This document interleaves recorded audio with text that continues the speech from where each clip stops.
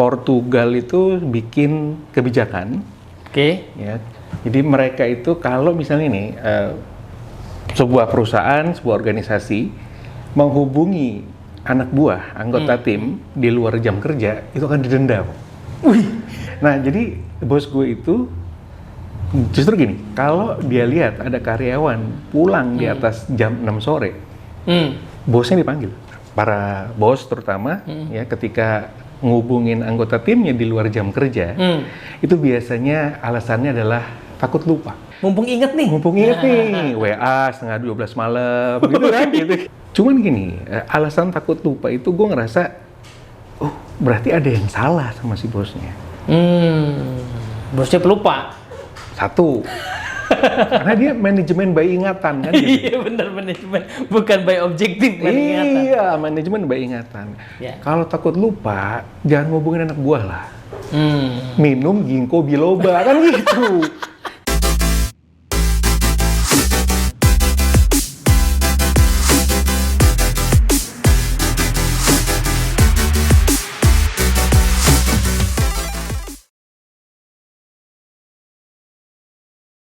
Welcome to Better Leader. Bang Arya ketemu lagi kita, Bang. Bang Teddy. Ini ingat kan teman-teman ya, kita udah pernah 2 kali ya, Bang? Dua kali Bahas soal kesalahan klasik para manajer. Yes. Ya, yang belum nonton tolong nonton dan di like kemudian di subscribe kalau belum ya. Nah, ini Bang Arya ini dari ini kita agak beda suasananya, Bang. Ya, kalau kemarin kan biasanya kita di Zoom ya? Pakai Zoom, iya. Zoom. Soalnya sekarang kita udah punya kamera baru, Bang. Asik. Mic-nya juga baru. Mantap. Benar. Dan Bang Arya agak santai sedikit ya hari ini penampilannya. Ya, kita itulah bos, santai-santai aja. Hidup udah ribet, jangan dibuat ribet lagi. Soalnya apa? Soalnya kita mau bahas tema yang lagi heboh belakangan ini soal antara kehidupan pribadi sama kehidupan kantor nih, Bang. Kalau nggak salah ada artikel apa kemarin, Bang? Jadi gini, ini keresahan gua sih sebenarnya, karena beberapa waktu lalu lu mungkin juga dengar juga kan, ada rame di medsos. Portugal itu bikin kebijakan, ya. Jadi mereka itu kalau misalnya nih sebuah perusahaan, sebuah organisasi menghubungi anak buah, anggota tim di luar jam kerja, itu akan didenda. Wih. Wah, ngeri kan? Menarik nih. Menarik ya. Nah, dari situ kemudian berkembang tuh bergulir diskusi-diskusi gitu ya tentang itu tadi keseimbangan antara work and life gitu ya. Wih. Yang ngeri ya. Itu beritanya ada di mana? Itu sesuatu yang valid gitu, Bang? Oh, valid. Iya, beneran ada dari pemerintah, ada peraturan gitu. Dari pemerintah Portugal ya, jangan ngarep di Indonesia loh. Jangan ngarep di Indonesia. Pemerintah Portugal memang bikin aturan begitu. Iya. Dendanya lumayan. Lumayan. Kalau gue lihat dari postingan sosial media sih lumayan ya. Bisa nambah penghasilan nih kalau kita di sini ya kayaknya. Tinggal dibuktikan dengan screen capture gitu. Itu langsung. Nah, oke. Jadi itu sempat bikin kehebohan juga di kita. Iya, betul. Ya kan, karena di kita mungkin kayaknya apalagi selama WFH gitu ya. Itu kayaknya udah nggak karu-karuan tuh jam kerja gitu ya. Nah, bahkan bukan hanya isu soal jam kerja, peralatan kerja kadang-kadang, Bang. Iya, benar. Iya kan? Jadinya misalnya karyawan yang tadinya di kantor biasa pakai komputer, karena WFH harus pakai laptop, tapi sebenarnya itu laptop pribadi. Pakai wifi dia, iya kan nggak ada tunjangan, itu bisa lebar banget lah bahasanya. Lebar banget, betul. Tapi kita mau bahas itu, Bang. Kenapa itu jadi sesuatu yang menarik buat Bang Arya? Karena gini, bro. Dulu gue pernah punya bos ya. Jadi bos gue tuh dulu orang Inggris. Orang Inggris. Pantesan bahasa Inggris lu lancar ya, Bang ya? Amin, bos. Kalau yes no, oh my god aja gue ngerti lah ya. Nah, jadi bos gue itu justru gini, kalau dia lihat ada karyawan pulang di atas jam 6 sore, bosnya dipanggil. Oh, ini bos gede maksudnya? Bos gede, GM, dia GM. Oh, gitu. Jadi, kalau dia lihat nih ya, ada orang-orang nih pulang di atas jam 6 sore, itu dipanggil bosnya. Bosnya yang dipanggil ya? Ditanya, kenapa anak buah lu tuh pulang jam segitu? Emang seharian nggak kerjaan?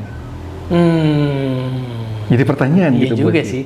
Karena buat beberapa tempat di Jakarta, terutama di gedung-gedung ya, itu kalau overtime itu $, men. Jadi untuk nambah listrik sih. itu kan $. Gitu. Iya benar-benar. Nah jadi Cost ya sebenarnya kerja di luar jam itu cost ya.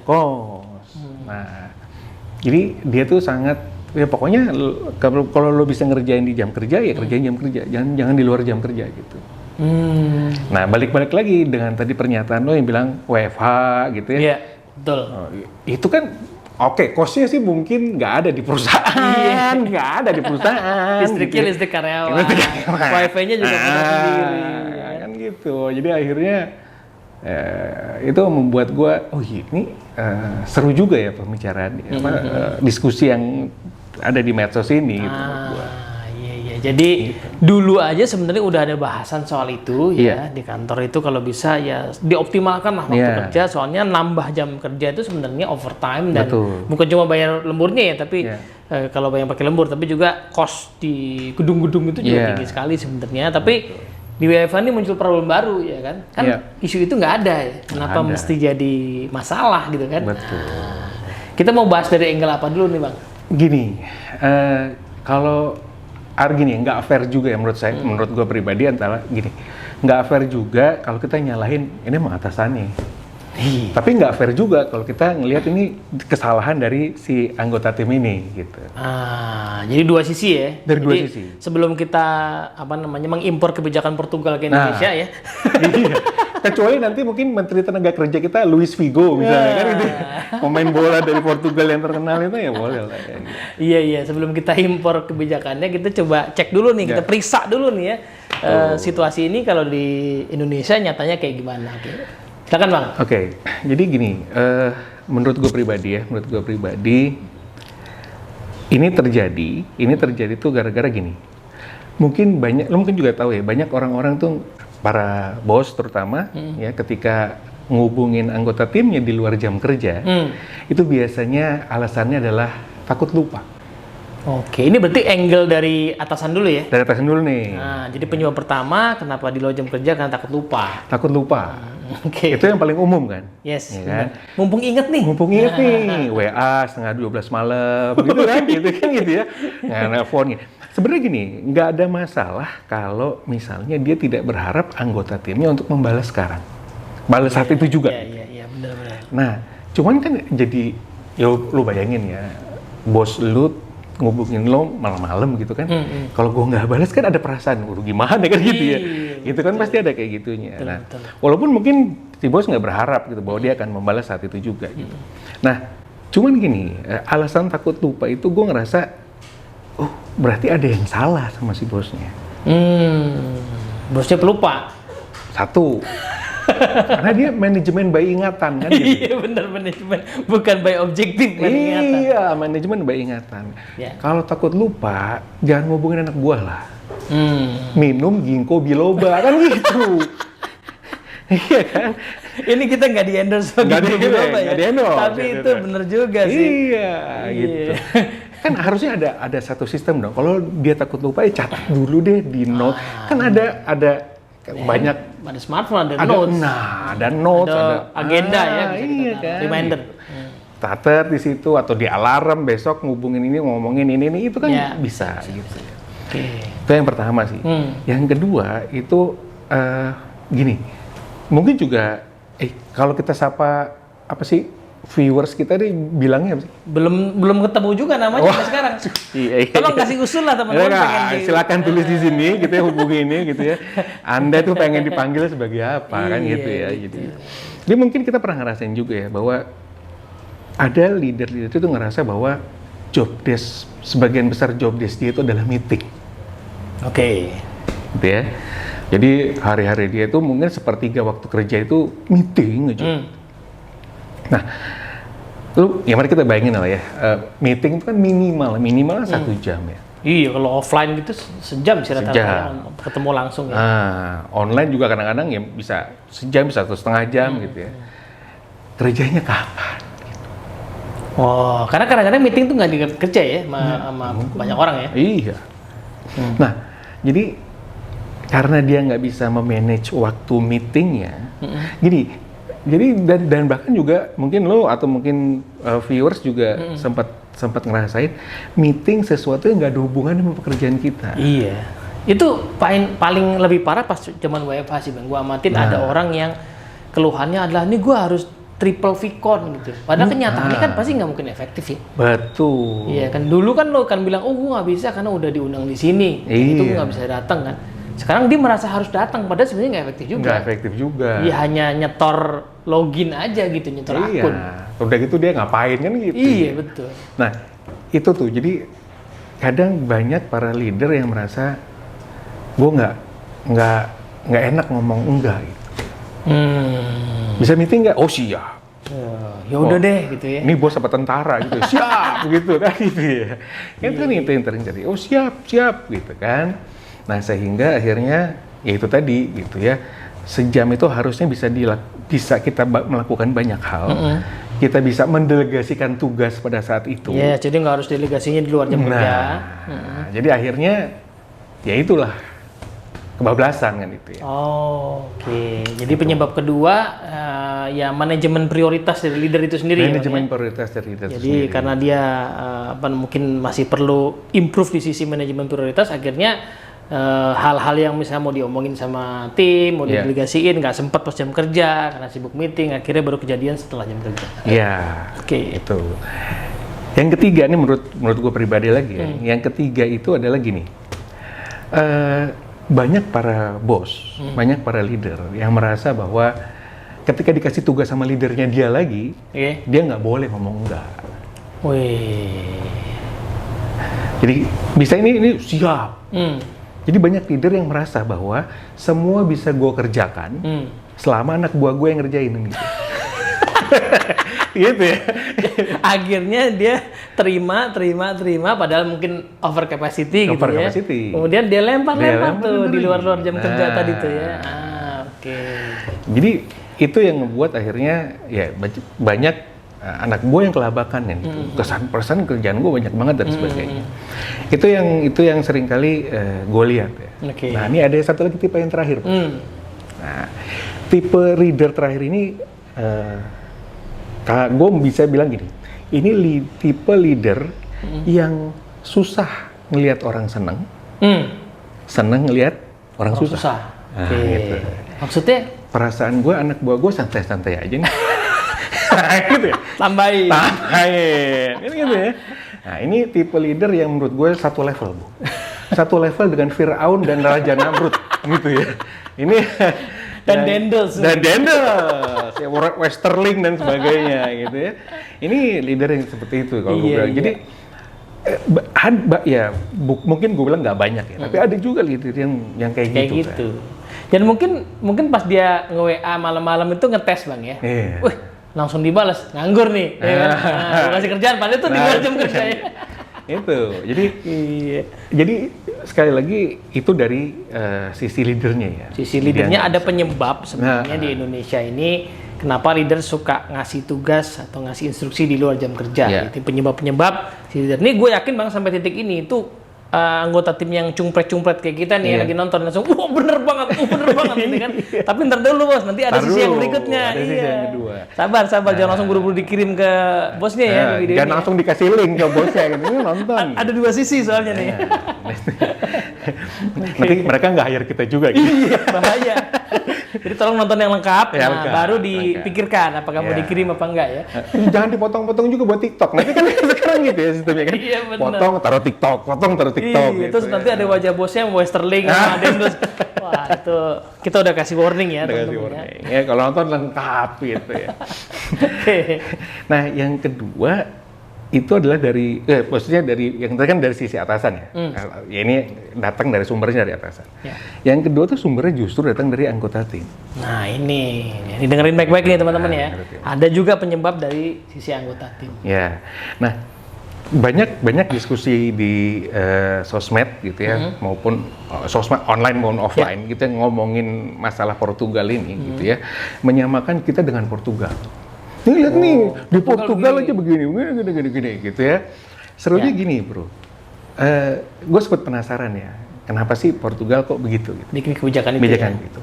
Nah, jadi gue dapat data bahwa mereka ini lagi ingin membangun Portugal itu sebagai tempat untuk para digital nomaden. Oh, oke. Gitu. Jadi untuk orang-orang yang bekerjanya lintas negara, freelancer gitu ya, supaya orang datang ke Portugal bukan cuman menetap seminggu 2 minggu, tapi bisa sebulan, 2 bulan, 3 bulan gitu. Karena mereka infrastrukturnya udah bagus dan ya mereka merasa bahwa gue dilindungi di sini sebagai seorang karyawan kan gitu ya. Gitu. Jadi mereka ingin mengajak orang-orang, yuk datang ke Portugal, lu bisa kerja dari sini sebulan, 2 bulan dan sebagainya. Jadi biar happy lah orang-orang di sana. Itu yang pertama. Yang kedua, nah, gue sempat kita belum sampai ke sono lah visinya ya. Belum. Agak kejauhan ya. Agak kejauhan. Kita masih bicara soal penghasilan yang layak buat seluruh rakyat Indonesia. Kalau lu masih makan seblak ya udahlah. Gitu ya.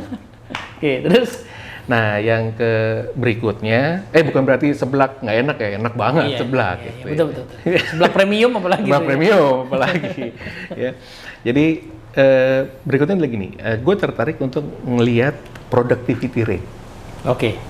Jadi mungkin buat teman-teman yang belum tahu productivity rate itu apa, productivity rate itu biasanya ngitung itu adalah dalam 1 jam lo bisa produce berapa, gitu ya. Nah di Portugal productivity rate-nya itu 93 point something, 93 lah. Wih. Dari 100.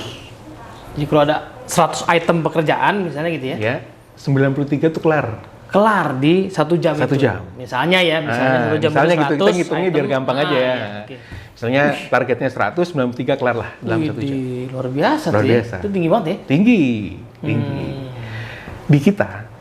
Nah. Gue udah mulai gak enak nih perasaan gue nih. Ya. Di kita itu yang gue dapat data itu adalah 74.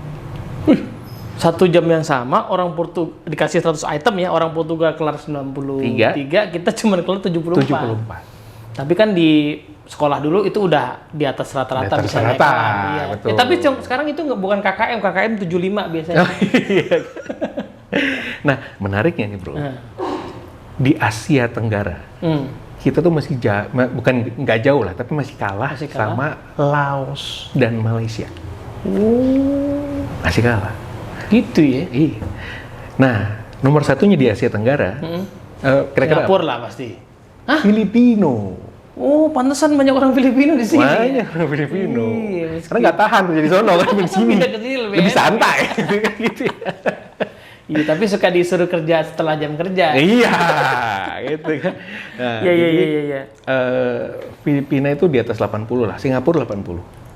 Gila. Nah, mungkin karena Singapura banyak orang Indonesia, Bang. Nah itu dia, gitu ya. Jadi udah mulai ini budayanya udah mulai gini, ketikutan kita gitu. Ya. Nah, jadi itu ya kita masih kalah secara produktivitas. Nah, balik-baliknya kenapa sih gitu ya? Kenapa sih kita kok masih produktivitasnya rendah?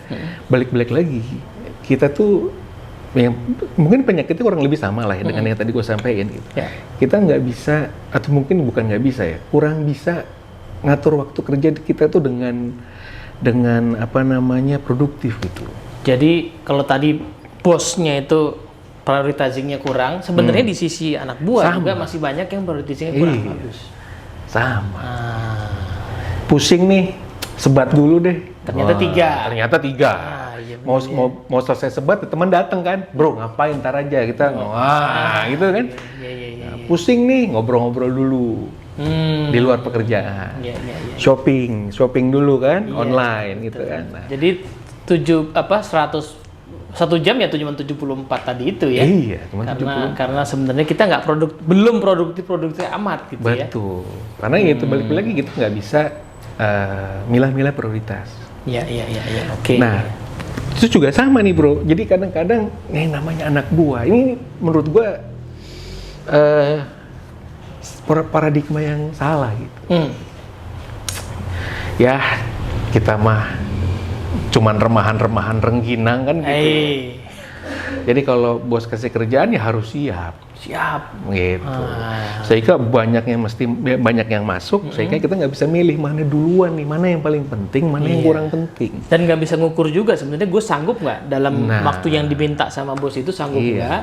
Mungkin itu akhirnya berdampak ke harus diselesaikan setelah jam kerja. Betul. Jadi mungkin itu yang dari sisi dua angle itu, bro, yang gue lihat kenapa leader itu ngasih pekerjaan di luar jam kerja. Toh lo nggak 100% waktu jam kerja. Betul. Ya kan? Kemudian lo bilang bisa, tapi belum selesai, ya tanggung jawab dong. Itu. Kan? Iya. Gitu. Yes. Oke, 2 poin. Nah, di sisi lain mungkin ada penyebab lain nggak sih Bang, bahwa nggak selesainya di 1 jam itu ya, barangkali karena harusnya ada kemampuan dia yang di-enhance gitu. Iya, nah balik lagi, ini kan tadi yang di awal kita sampaikan kan, ini bukan salah satu gitu, entah atasan, entah anak buah atau anggota tim gitu ya. Ini ada interconnected ya, ketergantungan gitu. Nah, gue setuju. Jadi mungkin anak buahnya nggak bisa nyelesain dalam waktu dalam waktu kerja gitu, gara-gara itu balik lagi kompetensinya juga mungkin kurang sesuai. Nah, balikin lagi, siapa sih yang bertanggung jawab untuk meningkatkan kompetensi anggota tim? Ya atasannya juga, ya kan, sehingga atau mungkin si bawahannya juga nggak mengupgrade dirinya secara kontinu ya. Jadi dikasih kerjaan yang misalnya kemampuan dia dulu nyelesain ABCD sejam selesai, sekarang kan ditambahin EFG nih, ilmunya nggak ditambah gitu, jadinya nggak selesai gitu. Bosnya sih ngeliat harusnya bisa sih ini, tapi karena ya udahlah di luar jam kerja. Iya, kadang-kadang bos juga nggak lihat harusnya bisa. Gue nggak mau tahu lu mesti bisa kan gitu. Nah kan ujung-ujungnya iya. Kita nggak tahu nih ya, teman-teman ngalamin hal-hal poin-poin yang kita bahas tadi apa enggak. Yang jelas poinnya akhirnya kita bisa melihat lebih jernih Bang ya. Bahwa memang peraturan di Portugal itu ya karena situasi di sana possible untuk ya kan, nggak fair dong kamu ngasih kerjaan di luar jam kerja karena orang udah 93%, ya kan, sisanya kan ke toilet lah. Iyalah. Kan? Gerak kan memang dianjurkan buat gerak, ya kan, di sela-sela jam kerja. Nah kita masih 74%. Jadi emang masih belum bisa pakai kebijakan yang sama. Betul. Gitu kan. Nah artinya berarti kalau kita mau coba cari solusi nih Bang, anggaplah kita di Indonesia belum pakai sampai bikin peraturan begitu, ya, tapi juga kita mulai merasakan pain-nya nih, ya kerja di luar jam kerja yang nggak karu-karuan, apalagi gara-gara WFH. Berarti solusinya apa tuh? Oke, saran gue adalah gini, kita langsung praktek aja, praktikalnya gini, setiap Jumat sore, ya, saran gue adalah, nih para leader sama anggota tim ngumpul. Seminggu sekali ya? Seminggu sekali. Minimal. Apa yang dibahas? Yang dibahas itu adalah minggu depan, apa sih tiga tugas penting yang mesti kelar. Iya. Batasin apa yang lo mesti kerjain gitu. Ya, jadi apa 3 tugas penting yang mesti kelar minggu depan. Nah, petain deh tuh. Bareng-bareng antara atasan sama bawahan dipetakan. Nah kemudian dia berarti kan di luar 3 itu berarti kan nggak penting-penting banget ya, bukan nggak penting-penting banget, artinya masih bisa di reschedule gitu loh, bisa minggu depan gitu. Nah jadi dengan demikian, jadi atasan sama anggota tim tuh udah punya peta gitu loh, minggu depan gue mau ngerjain apa. Itu yang wajib selesai duluan di jam kerja, jangan sampai di luar jam kerja gitu ya. Dalam seminggu itu. Iya, maksudnya manfaatkan seminggu itu di jam kerja untuk optimalkan si 3 ini dulu. 3 itu dulu. Karena tanpa begitu seringkali kan nyampur ya. Penting nggak penting, terus akhirnya yang penting ditagih, kerjain di luar jam kerja gitu kan. Nah, itu. Jadi kan mereka punya peta, mereka jadi punya bayangan, oke, ini di luar ya apa yang mesti gue kerjain gitu pas pada saat jam kerja, dan apa yang mesti gue hasilkan kan gitu. Gitu. Itu praktek yang kelihatannya sederhana loh teman-teman ya. Premium kali, tapi banyak loh yang belum melakukan itu. Iya. Tadi gue kan ada sesi Bang, kan? Sesi sekumpulan tim leader lah yang sebulan yang lalu belajar sama program sama kita, para lead tim leader, supervisor gitu. Yang pas kita bahas soal itu tuh pertemuan mingguan itu, banyak yang baru praktekin sebulan ini sejak ini gitu. Padahal dia udah jadi leader mungkin setahun lebih gitu ya. Terus gue tanya, terus selama ini gimana prosesnya? Ya ngalir aja. Gitu. Iya. Nah itu yang bikin tadi ya di minggu itu tiba-tiba numpuk yang sangat utama di sela-sela yang lain, akhirnya pasti harus ngasih di luar jam kerja. Betul. Nggak fair buat semua pihak sebenarnya ya. Iya. Gitu. Oke. Gitu. Jadi satu praktek yang cukup powerful adalah ngobrol minggu sekali ya. Kalau bisa di Jumat supaya minggu depan carry gitu forward. ya. Soalnya tadi gimana Bang? Udah ada yang nanya tuh tadi peserta yang tadi tuh ya. Bang gue bilang ini solusinya bakal dibahas di video ini, belum selesai videonya. Dia nanya gini, kalau gua kepikiran kerjaan di weekend, kira-kira apakah apa namanya di floorin aja di weekend itu atau gue tunda sampai Senin? Nah, gitu. Berarti jawabannya apa tuh kira-kira Bang? Gini, tergantung. Kalau dia berharap, ya kalau gini lah ya. Kalau mungkin sebulan sekali masih oke lah. Sesekali kayak Sesekali gitu. oke lah. Ya, gitu ya. Tapi sekali lagi jangan berharap si anggota tim untuk balas saat itu juga. Mungkin dia lagi ngapain gitu kan. Betul. Kan suka ada tuh kalau zaman dulu BlackBerry kan pangping gitu ya, nggak usah lah gitu ya. Ya udah hari weekend ya udah nih, gue kepikiran begini nih. Mumpung inget aja. Meskipun gitu. Tadi ya pelupa ya. Iya, ginkgo biloba gitu harusnya gitu. Kalau sesekali sih nggak apa-apa, yang cuman kan ya jangan jadi kebiasaan. Iya. Jadi poinnya jawabannya lah jangan jadi kebiasaan. Kalau pas ini sangat urgent, tapi kalau sebenarnya nggak urgent ya sebenarnya kita bisa catat atau pasang reminder hari Senin. Gua akan ngingetin tim gua soal ini, itu kan di zaman sekarang udah possible banget. Iya kan, kan soalnya gini Bang, ada yang kalau zaman dulu ya sebelum ada handphone, smartphone ya, gua catat di buku biar nggak lupa. Gua lupa baca bukunya gitu. Jangan kan bacanya, naruhnya aja gua lupa terus di mana. Kalau sekarang kan udah nggak lagi, kita dibuat terus. Jadi sebenarnya nggak perlu amat gitu ya. Nah, kecuali memang tadi sangat darurat, tapi harusnya itu nggak terus-terusan ya? Nggak terus-terusan. Nggak terus-terusan. Oke. Nah, itu sih sebenarnya ya, pertanyaan soal teman-teman yang WFH juga gitu Bang. Setahun ini kan, misalnya tahun 2020, ini jam kerja nggak karu-karuan, segala macam gitu ya. Terus oke lah, anggaplah 2020 ke 2021 itu memang disruption. Ya, jadi kita memang lagi berusaha untuk survive gitu. Tapi setelah setahun sih harusnya udah ditata lagi. Betul. Iya kan. Betul. Harusnya udah kebiasa dong. Dan harus ditata lagi, jangan jadi biasa, jangan jadi pride gitu loh.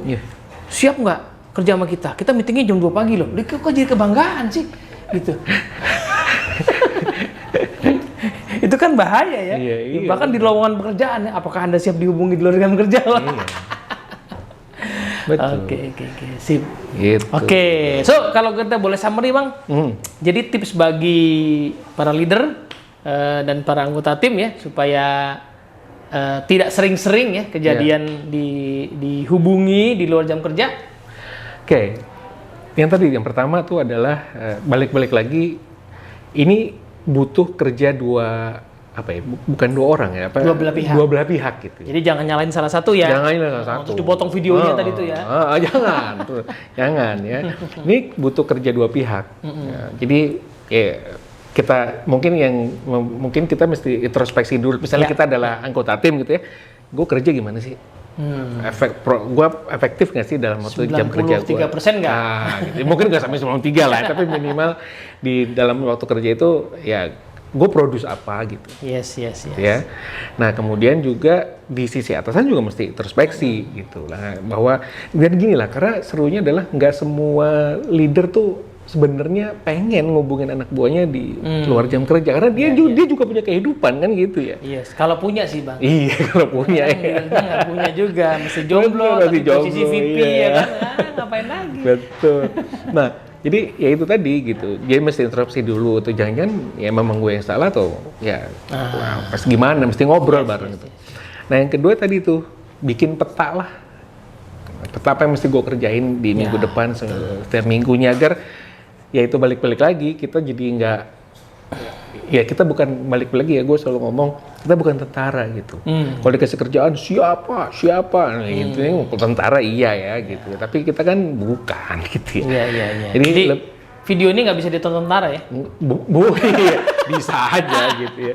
Tapi balik-balik lagi. Beda praktek lah. Beda prakteknya. Di dunia itu beda praktek. Di prakteknya beda.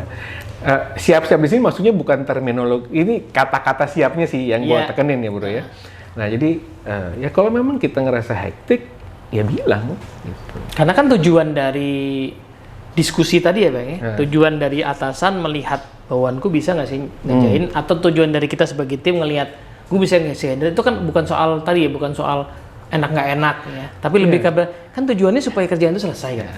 Nanti gini deh bro, kita akan bahas gimana ya kita mengatakan tidak, tapi hasilnya enak gitu. Wih cakep. Nah, nanti di next video ya. Oke, siap. Jadi next video udah ada tema baru. Ada tema baru. Gimana mengatakan tidak? Dulu ada judul buku itu bang, judul bukunya Saying No Without Feeling Guilty. Nah, jadi kita kan kita orang timur ya, apalagi kita orang timur yang suka sungkan lah ngomong enggak gitu ya. Apalagi kalau kita ngerasa kita levelnya di bawah gitu kan. Ya nah, betul. jadi nanti di next video kita akan coba bahas gimana sih cara kita ngomong enggak dengan elegan, dengan santun, dan juga tidak mempengaruhi hubungan kita dengan bos kita atau dengan orang tersebut. Gitu. Yes, dan yang paling penting tugasnya juga tetap selesai. Tugasnya kan nggak sekedar bilang enggak aja, ya kan? Tapi tugas kita juga selesai, gimana solusinya gitu ya. Oke, thank you Bang Arya buat bahasan kali ini teman-teman. Jangan lupa di like, di subscribe, di share gitu ya. Dan kalau share yang komplit ya. Dan jangan dipotong-potong. Iya, terus dijadiin bahan diskusi. Karena kan tadi solusinya adalah dua belah pihak nih, bukan hanya salah satu pihak. Oke, sampai ketemu lagi Bang. Sip. Semua ya. Thank you teman-teman. Assalamualaikum. Assalamualaikum.